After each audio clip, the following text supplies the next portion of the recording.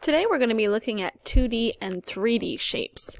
For the first section, we're looking at 2D shapes and how to compose new 2D shapes out of two or more other 2D shapes.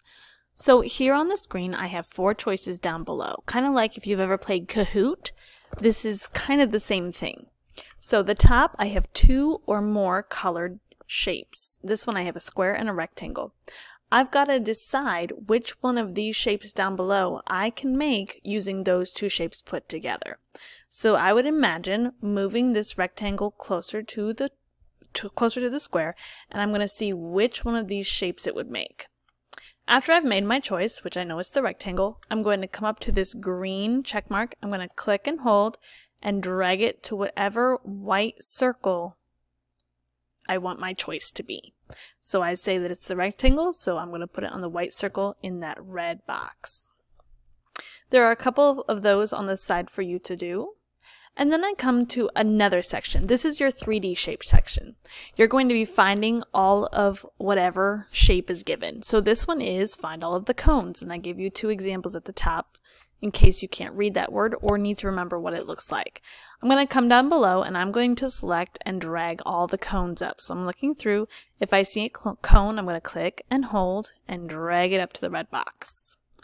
Looking through, click, hold, and drag. Looking through, click, hold, and drag. Looking through, and one more. Okay, and that's all the cones that I see.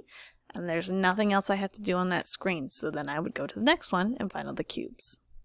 The final section in this Google Classroom, you're going to be doing some spelling.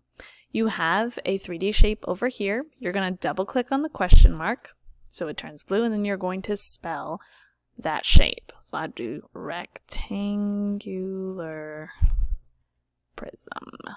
Now, I know some of you might not be able to spell these perfectly. You can do 2 things. One, you can sound it out, stretch it as best you can, and put down the sounds you hear.